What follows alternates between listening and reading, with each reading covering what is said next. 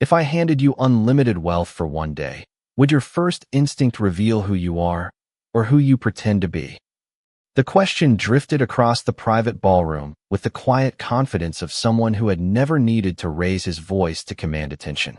Crystal chandeliers scattered warm light across polished marble floors, while the skyline of Manhattan shimmered beyond floor-to-ceiling windows like a sea of diamonds. Every conversation faded. Every champagne glass stopped halfway to waiting lips. At the center of the room stood William Harrison, the billionaire founder of Harrison Capital, a man whose business instincts had turned struggling companies into billion-dollar success stories. Financial magazines called him brilliant. His competitors called him impossible. Those closest to him simply knew one thing. William Harrison trusted numbers far more than people. In his right hand rested 4 sleek black cards, each engraved with nothing more than a silver H. They looked ordinary, almost understated, yet everyone in the room knew they were anything but. Rumor had spread throughout the evening that each card carried no preset spending limit. For 24 hours, the holder could buy almost anything money could reach. Luxury cars, vacation homes, designer jewelry, investments, dreams that most people never dared to imagine. William slowly placed the 4 cards onto a velvet-covered table without breaking eye contact with the crowd.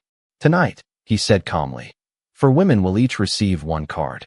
Spend it however you choose. No rules, no explanations, no judgment." A ripple of excitement swept through the ballroom. Smiles appeared. Curious whispers floated beneath the soft jazz played by a trio near the grand staircase. Some guests believed it was a publicity stunt. Others assumed cameras were hidden somewhere behind the elegant floral arrangements. But William offered no further explanation. He simply nodded toward his assistant, who stepped forward and announced 4 names. The first belonged to a famous lifestyle influencer whose glamorous social media empire had earned millions of followers. The second belonged to a respected corporate attorney known for negotiating multi-million-dollar mergers. The third was a successful luxury fashion entrepreneur whose image regularly appeared on magazine covers. Then came the final name, Naomi Brooks. For a brief second, no one moved. Heads turned toward the service entrance where a young black waitress stood frozen beside a silver tray holding untouched sparkling water.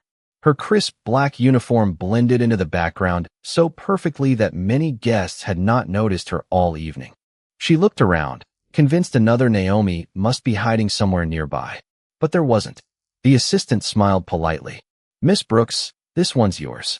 Quiet footsteps echoed across the marble as Naomi approached, every eye following her. She accepted the black card carefully, almost as though it were something fragile instead of something unimaginably valuable.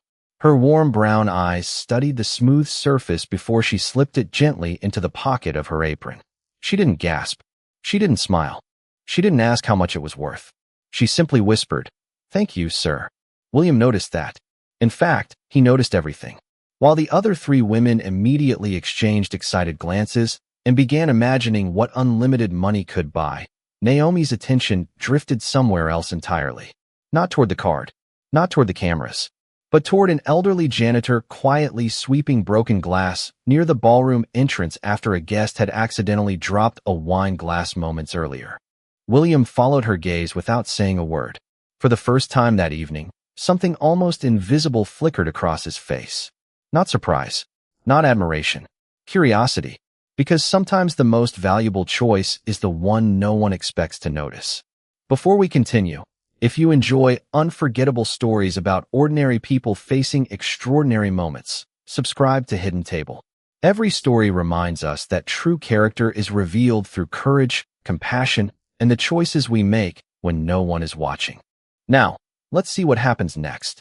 William Harrison had spent more than 2 decades studying markets, contracts, and balance sheets, but the one investment he could never predict was the human heart.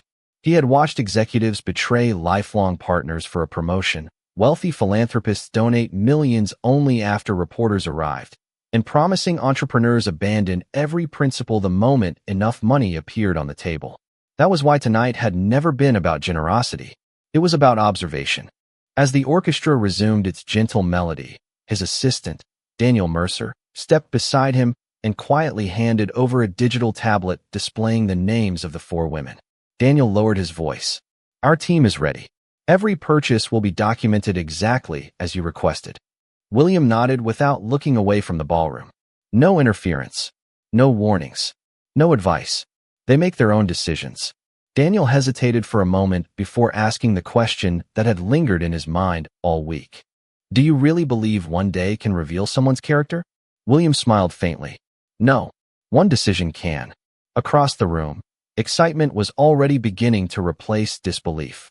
The influencer immediately gathered several friends around her, laughing as she imagined private jets, exclusive resorts, and shopping trips that would dominate every social media feed for months. The attorney began making phone calls, discussing investment opportunities that could multiply the card's value before sunrise. The fashion entrepreneur quietly photographed the sleek black card beside her sparkling wine, carefully arranging the perfect angle before sharing it with millions of followers. None of it surprised William. Wealth did not change people. It simply amplified whatever had already been waiting beneath the surface. Then his attention shifted back to Naomi Brooks. Instead of joining the celebration, she politely excused herself and returned to work as though nothing extraordinary had happened. She refilled water glasses. She thanked guests for moving their chairs. She carried empty plates with the same calm rhythm she had shown since the gala began. More than once, another server whispered excitedly, pointing toward the black card resting inside Naomi's apron pocket, but she only smiled softly before continuing her shift. William noticed something even stranger. Every few minutes, Naomi unconsciously touched the outside of her apron pocket, not with excitement, but almost as though she wanted to reassure herself that the card was still there without allowing it to distract her from the responsibilities she had already accepted before receiving it. The distinction fascinated him. Most people treated unexpected fortune like a destination. Naomi treated it like an interruption. A wealthy investor standing nearby chuckled as he watched her clear another table. "If I were holding that card, I would have left 5 minutes ago." Several guests laughed in agreement. Naomi heard every word, yet her expression never changed. She simply collected the empty glasses and thanked the table for attending the evening. William quietly folded his arms. Confidence impressed him. Discipline interested him even more. Somewhere beyond the towering windows, the lights of New York stretched toward the horizon, brilliant and restless, chasing tomorrow's fortunes. Inside the ballroom, however, another kind of fortune had just begun its silent journey, one that could not be measured by dollars, luxury, or prestige. And although none of the guests realized it yet, the most important transaction of the evening had absolutely nothing to do with the black cards. The gala ended just before midnight, but the city refused to sleep. Yellow taxis drifted beneath glowing skyscrapers, steam curled from subway vents, and thousands of windows remained lit, as if New York itself was still negotiating with tomorrow. One by one, the 4 women walked into the night carrying identical black cards that promised limitless possibilities. Yet from that moment forward, their journeys quietly separated. Inside a sleek black sedan waiting outside the hotel, the influencer laughed as she planned a weekend in Aspen followed by a shopping tour along Fifth Avenue. She joked that life had finally rewarded her for believing in herself. Across town, the attorney called her financial advisor before even reaching home. She wanted to acquire shares in 2 companies before the markets opened. The fashion entrepreneur reserved a private showroom for the following morning, convinced that opportunities like this existed to be embraced without hesitation. Meanwhile, Naomi Brooks rode the downtown subway wearing the same neatly pressed uniform she had started the day with. The black card remained untouched inside her apron pocket. She sat near the window, watching blurred station lights slide past while exhausted commuters quietly stared at their phones or leaned against the glass after another long workday. No one recognized the extraordinary fortune resting only inches away. An elderly woman carrying grocery bags struggled to lift them onto the seat beside her. Before the train moved again, Naomi stood without hesitation and offered her own seat. The woman thanked her with a tired smile. Naomi simply nodded and remained standing for the rest of the ride. Small kindnesses had become habits so deeply woven into her life that she no longer noticed them. Back inside Harrison Capital headquarters, William and Daniel entered a private monitoring room overlooking dozens of digital displays. Each screen represented one participant. Security specialists, legal advisors, and financial analysts quietly prepared encrypted reports that would track every authorized transaction connected to the 4 black cards during the next 24 hours. Daniel glanced across the room. Everything is live. William loosened his tie and studied the screens without speaking. The influencer's card had already been used to reserve an oceanfront villa in Florida. The attorney had transferred funds into multiple investment accounts. The entrepreneur had arranged meetings with luxury automobile dealers before sunrise. Then William noticed one screen remained unchanged. Naomi's card showed no activity at all. Not a single dollar. Not even a balance inquiry. Daniel looked surprised. Maybe she is afraid to use it. William slowly shook his head. Fear leaves fingerprints. Patience does not. Nearly an hour later, Naomi stepped into a modest apartment building in Queens. The hallway lights flickered softly above worn wooden floors that carried decades of ordinary lives. She unlocked apartment 3B and quietly entered, careful not to wake anyone. A stack of unpaid utility notices rested beside the door. An aging refrigerator hummed steadily in the tiny kitchen. Family photographs filled one wall, including a smiling woman whose picture stood inside a simple wooden frame surrounded by fresh daisies. Naomi gently touched the frame before removing her shoes. She reached into her apron pocket, placed the black card on the kitchen table, and stared at it for several silent seconds. It could erase every overdue bill in that apartment before sunrise. It could transform tomorrow into something easier. Yet instead of reaching for her telephone or opening a shopping website, she walked to the refrigerator, packed tomorrow's lunch into a reusable container, ironed another work uniform, and quietly turned off the kitchen light. On the table, beneath the faint glow of the moon filtering through the window, the untouched black card waited in complete silence, almost as though it, too, was waiting to discover the kind of person Naomi Brooks truly was. The following morning arrived wrapped in pale winter sunlight that spilled across the streets of Queens long before most of Manhattan's towers reflected the first rays. Naomi Brooks woke before her alarm, just as she did every workday, moving quietly through the small apartment with practiced efficiency. Fresh coffee filled the tiny kitchen while the old radiator hummed softly against the cold. The black card still rested exactly where she had left it on the kitchen table. It looked almost unreal beside a handwritten grocery list and a stack of overdue utility bills. For a long moment, she simply looked at it without reaching for it. Then she folded the grocery list, placed it inside a drawer, slipped the card into her wallet instead of her apron, and headed out the door. Across the city, however, the first reports were already arriving inside Harrison Capital.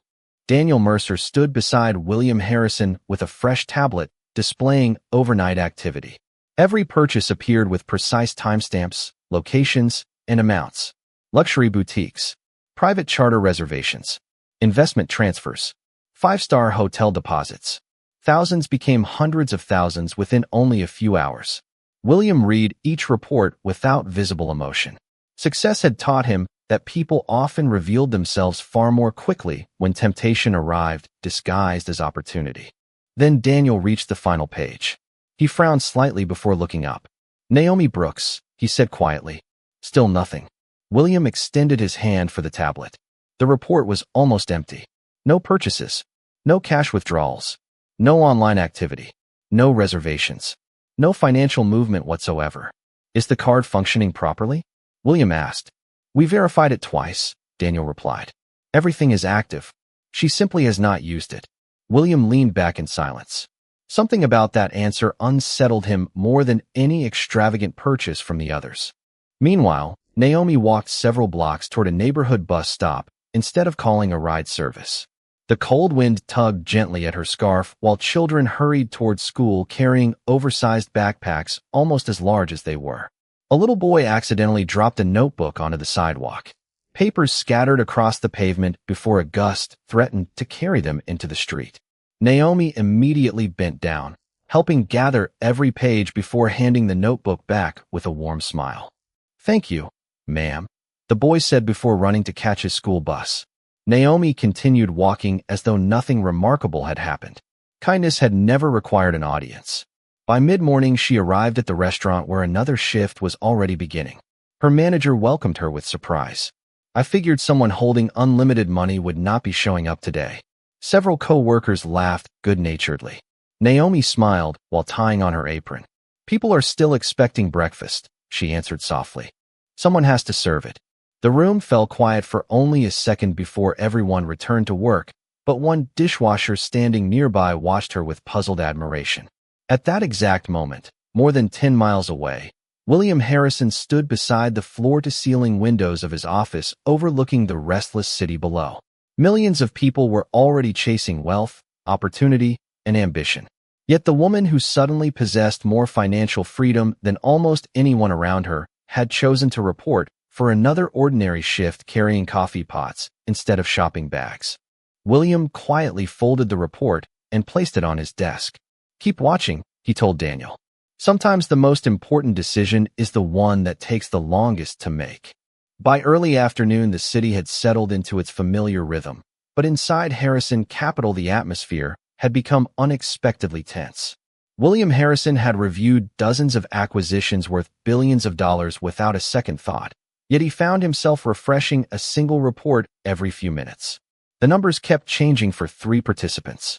Luxury purchases climbed higher. Investment portfolios expanded. Exclusive reservations continued to appear one after another. Only one profile remained almost completely still. Naomi Brooks had still not spent a single dollar. Daniel Mercer finally broke the silence. "Do you want us to contact her and make sure she understands there are no restrictions?" William answered without looking away from the monitor. "If she needs instructions to spend money, then I already have my answer. Leave her alone." At that very moment, Naomi balanced a tray of fresh iced tea as lunchtime customers filled the restaurant with conversations, laughter, and the steady sound of silverware against porcelain plates. Business executives hurried through meetings. Tourists studied maps while sharing sandwiches. Families celebrated birthdays around window tables overlooking the busy avenue. To everyone around her, Naomi was simply another hard-working waitress moving gracefully from table to table. No one could have guessed that a card capable of changing her entire future rested quietly inside her wallet. During a brief break, she stepped outside through the employee entrance to enjoy a few minutes of fresh air. Across the street, an ambulance stood parked outside a children's medical clinic, while several families waited patiently on nearby benches. Naomi watched a little girl, no older than 7, sitting beside her father with a knitted cap covering her head. The child smiled weakly as she hugged a worn stuffed rabbit whose ears had been stitched together more than once. Her father gently reassured her that everything would be all right, but the worry in his eyes told a different story. Naomi looked away, not wanting to intrude on a private moment, yet something about the scene lingered in her mind long after she returned inside. Later that afternoon, another server excitedly scrolled through her phone and called several co-workers together. "Look at this," she laughed. "One of those women from last night already bought a beach house in Miami." Another employee shook his head in amazement. "If somebody handed me unlimited money, I would never work another day." Several people nodded in agreement before glancing toward Naomi, expecting her to say the same. Instead, she simply smiled while folding clean napkins. "Having choices is a blessing," she said softly. "Knowing which choice is right is the difficult part." The conversation ended almost as quickly as it had begun, but her words stayed behind like an unanswered question. Miles away, William replayed the security footage from the gala, pausing on the exact moment Naomi had accepted the black card. He noticed something he had overlooked before. While everyone else had looked at the card first, Naomi had looked at the people around her. It lasted less than 2 seconds, yet it revealed a habit that could not be rehearsed. Some people entered every room asking, "What can I gain?" Others quietly searched for who might need help. William leaned back in his chair as the afternoon sunlight stretched across his office floor. For the first time since creating the experiment, he realized the greatest surprise might not come from how someone spent unlimited wealth. It might come from the extraordinary patience of someone who refused to let wealth decide who she already was. The afternoon sun slowly drifted behind rows of Manhattan skyscrapers, washing the city in shades of gold that made even ordinary streets feel extraordinary. Inside the restaurant, The lunch crowd faded into the quieter rhythm between services, giving Naomi Brooks a rare 15-minute break. She carried a small paper cup of coffee outside and found an empty bench beneath a maple tree whose leaves danced gently in the cool breeze. The sounds of traffic blended with distant sirens and the soft laughter of children leaving the nearby medical clinic. As she stirred her coffee absent-mindedly, her eyes wandered toward the entrance of the clinic once again. The same little girl she had noticed earlier stepped outside, holding her father's hand. The stuffed rabbit was still tucked beneath her arm, but this time the child looked exhausted. Her father smiled at her with every ounce of optimism he could gather, even though the folders tucked beneath his arm seemed far heavier than paper should ever feel. They sat on another bench several yards away. Naomi tried not to stare, but fragments of their conversation floated gently across the sidewalk whenever the wind shifted. The father quietly explained that they would keep trying and that another appointment had already been scheduled. The little girl simply nodded before asking whether they would still have enough money to buy her favorite blueberry pancakes when she felt better. Her father's smile faltered for only a heartbeat before returning. "We will always figure something out," he answered softly. Naomi lowered her eyes toward her untouched coffee. Those simple words echoed somewhere deep inside her.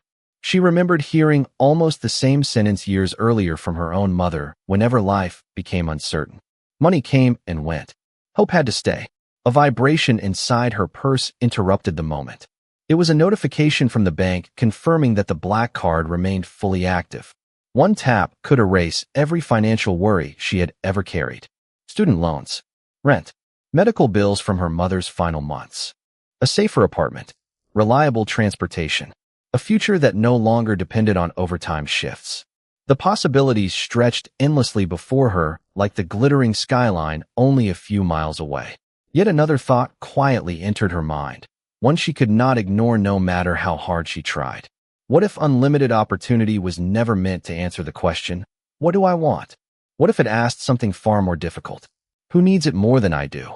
At nearly the same moment, Daniel Mercer entered William Harrison's office carrying another update.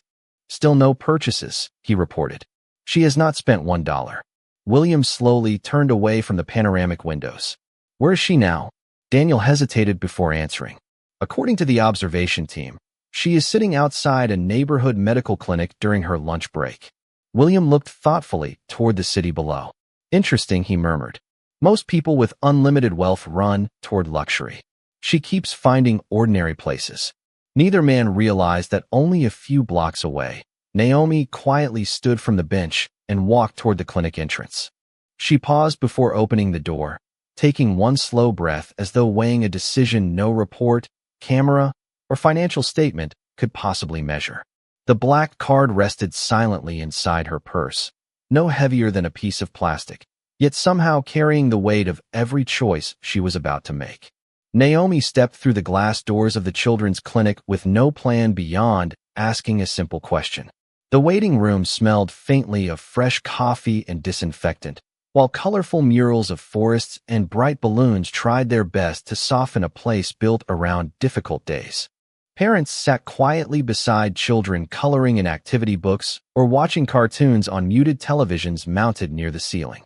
A volunteer greeted Naomi with a warm smile, assuming she was visiting a family member. Instead, Naomi asked whether there was someone she could speak with about helping a patient anonymously. The volunteer pointed her toward the financial assistance office at the end of the hallway.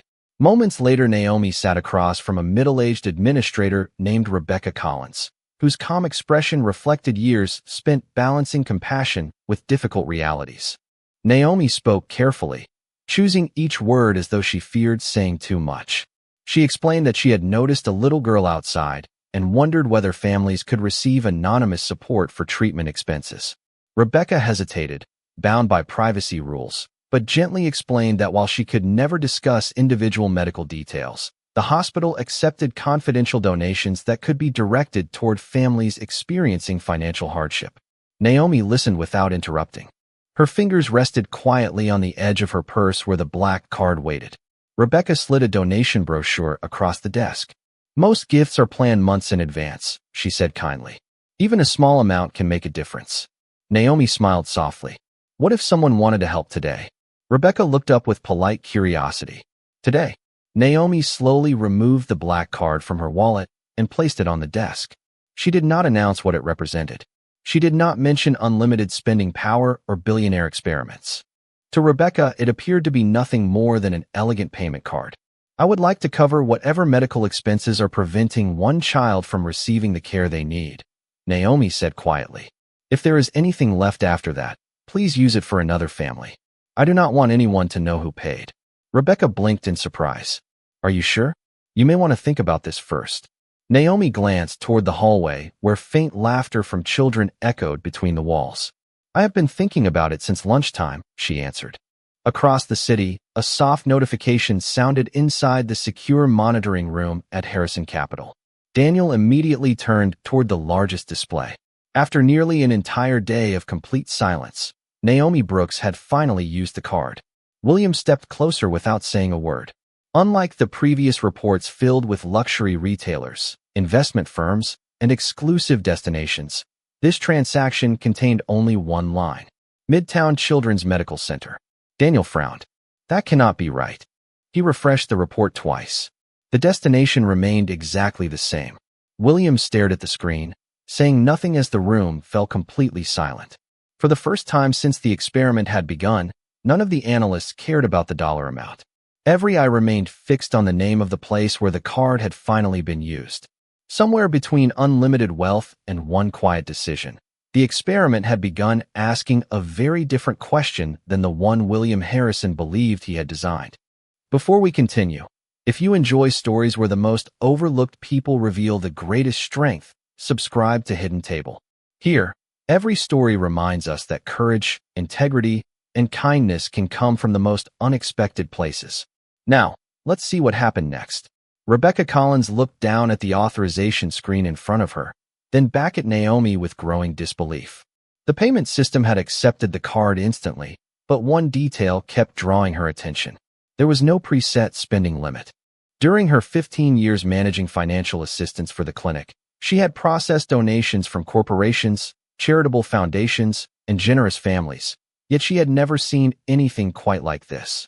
She cleared her throat gently. Miss Brooks, I want to make certain you understand what you are approving. Naomi nodded calmly. I do. Rebecca hesitated. This amount will cover far more than one appointment. It could provide treatment, medication, transportation assistance, and follow-up care. There may even be enough remaining to help additional children. Naomi smiled softly. Then please help as many as you can. Rebecca studied her face, searching for hesitation, excitement, or even regret. She found none. There was only quiet certainty. Would you like the families to know who made the donation? She asked. Naomi slowly shook her head. No. If they ever ask, simply tell them someone believed tomorrow should be a little easier. Rebecca felt her eyes grow warm. In a profession surrounded by difficult conversations, moments like this were rare. She printed the confirmation, but Naomi declined the receipt. Someone else may need the paper more than I do, she said with a gentle laugh before thanking the staff and walking toward the exit. Outside, the little girl and her father were preparing to leave. The child noticed Naomi first and smiled, lifting her worn stuffed rabbit as though introducing an old friend. Naomi smiled back and wished her a wonderful afternoon. She never mentioned the donation. She never asked the family's name. Some acts of kindness lose nothing by remaining invisible. At Harrison Capital, another notification flashed across the monitoring system. Daniel enlarged the transaction details while several analysts quietly gathered around the display. Additional authorizations had appeared: Pediatric Treatment Fund, Emergency Family Assistance, Transportation Support. Every payment flowed to the same medical center. There were no purchases for Naomi herself. No luxury brands. No investments. No hidden transfers. William Harrison remained perfectly still as he read every line twice. Finally he spoke, his voice barely above a whisper. She is not spending the money. Daniel looked confused. Sir. William kept his eyes on the screen. She is transferring opportunity. The distinction settled over the room like silence after a bell. One analyst quietly removed his glasses. Another closed the spreadsheet he had been preparing because suddenly numbers no longer explained what they were seeing. William turned toward the windows overlooking the city that had rewarded ambition for generations. Somewhere beyond those towers, a waitress had walked into a clinic carrying unlimited wealth and had walked out carrying exactly the same handbag, the same shoes, and the same quiet smile she had worn that morning. Nothing about her life appeared different. Yet somewhere inside that building, several families had just discovered that hope could arrive without a name, without applause, and without asking for anything in return. For the first time in many years, William Harrison found himself wondering whether the greatest fortune in the room had never belonged to the black card at all. Perhaps it had belonged to the woman who had treated extraordinary wealth as though it were simply another chance to be kind. The confirmation reached the clinic's accounting system within minutes, but its effect spread much farther than numbers on a screen. Rebecca Collins quietly walked down the hallway carrying updated paperwork that would allow several families to continue treatment without the burden that had weighed on them for months. She never mentioned the donor's name because there was no name to give. All she could honestly say was that someone had decided compassion should arrive before recognition. In one consultation room, the little girl's father listened carefully as a financial counselor explained that the outstanding balance preventing the next phase of treatment had been cleared. At first, he assumed there had been a mistake. He checked the documents twice, then asked whether another charity had stepped in. The counselor smiled gently. An anonymous contribution was received this afternoon.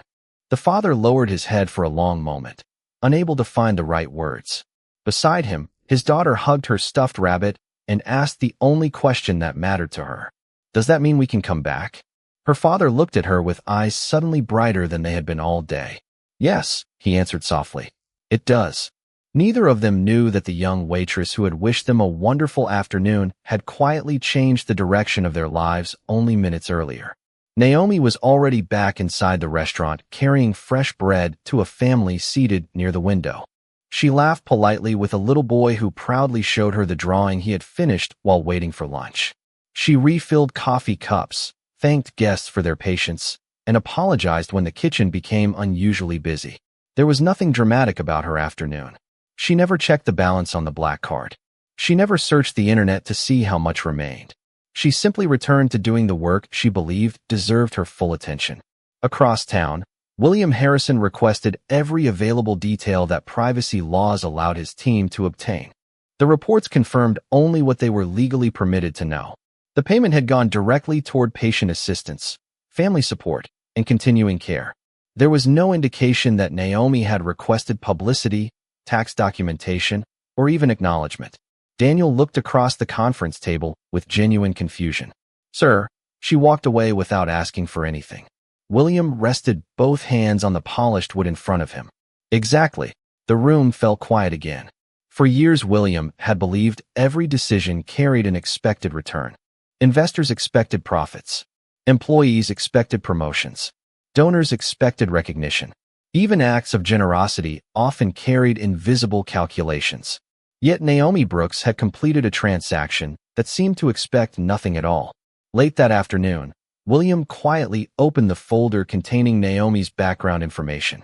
It was surprisingly ordinary. No famous family. No extraordinary inheritance. No hidden fortune. Years of steady employment, excellent references, and a reputation for showing up early, staying late, and helping coworkers whenever she could.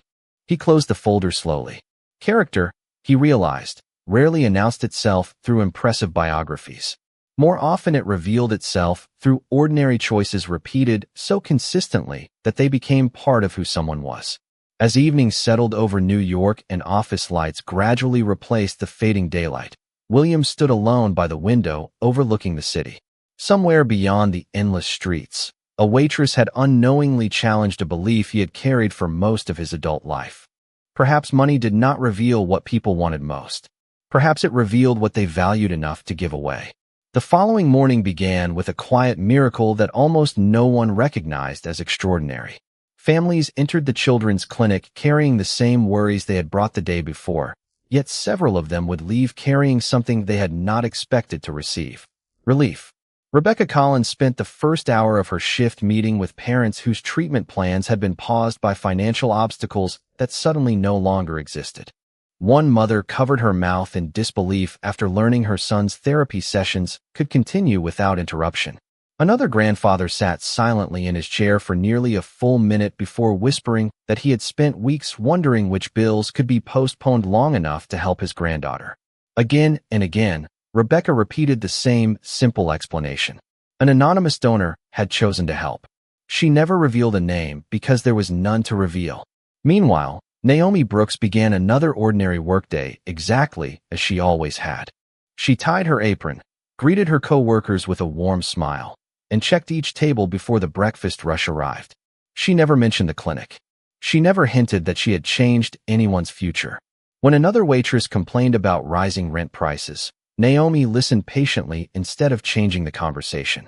When a new employee accidentally mixed up 2 breakfast orders, Naomi quietly helped correct the mistake before the customers even noticed. The extraordinary decision she had made the previous afternoon did not make her feel extraordinary. It simply reminded her to remain the person she had always tried to be. At Harrison Capital, however, the atmosphere had shifted completely. William Harrison canceled 2 non-essential meetings, something his executive assistant could not remember happening in years. He remained inside the conference room studying the reports spread across the polished table. Daniel Mercer entered carrying one final summary from the observation team. "We confirmed everything," he said. She returned directly to work after leaving the clinic. She has not purchased anything for herself. William slowly closed the folder. "And the others?" Daniel glanced at another report.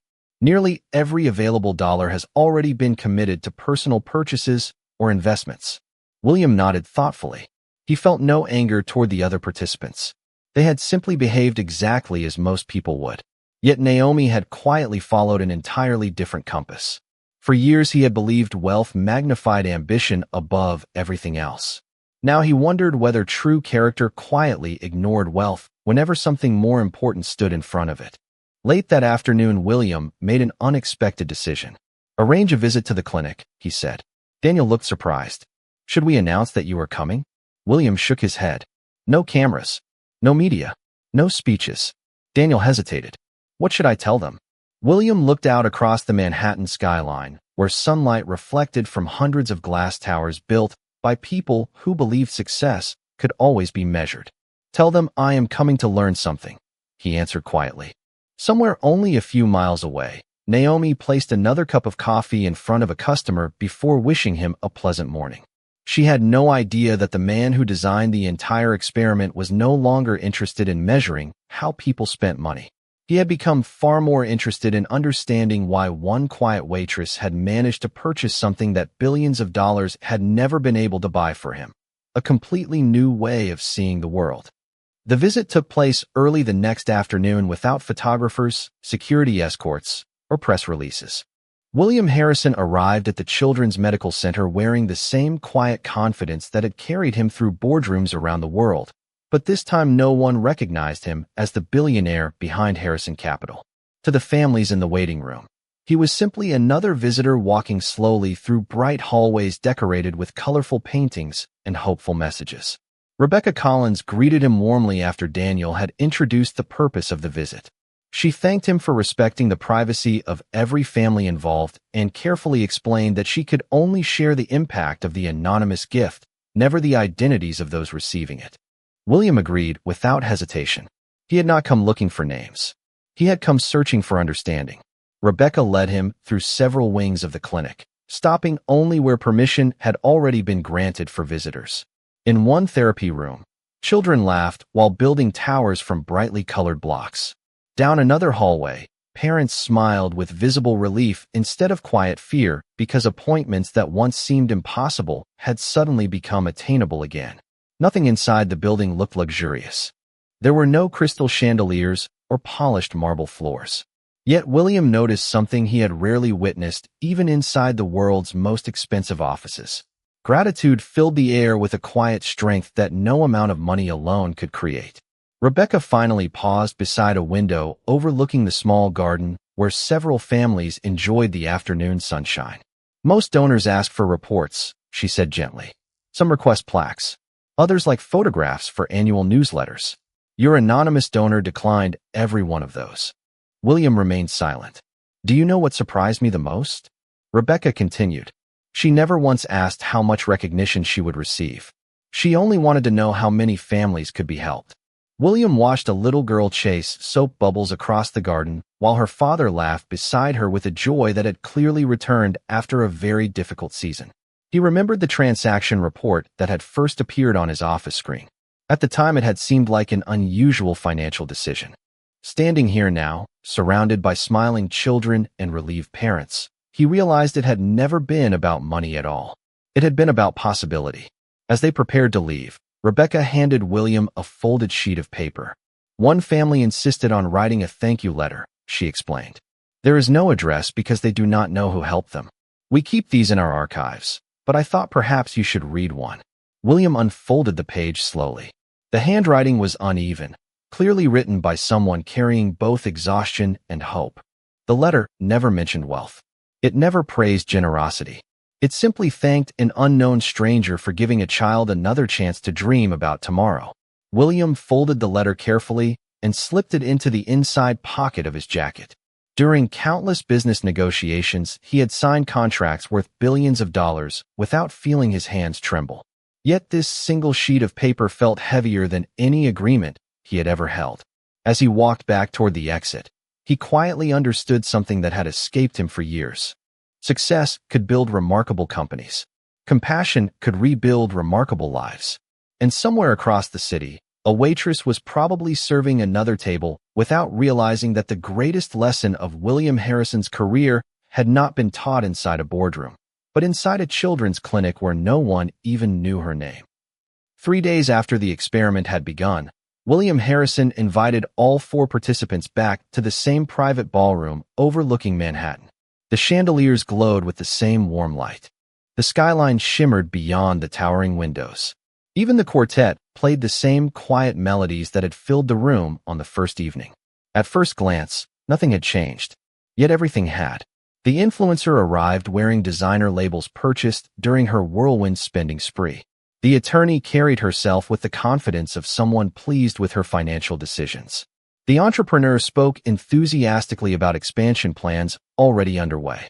Naomi Brooks entered last, still wearing a simple navy dress she had owned long before the experiment.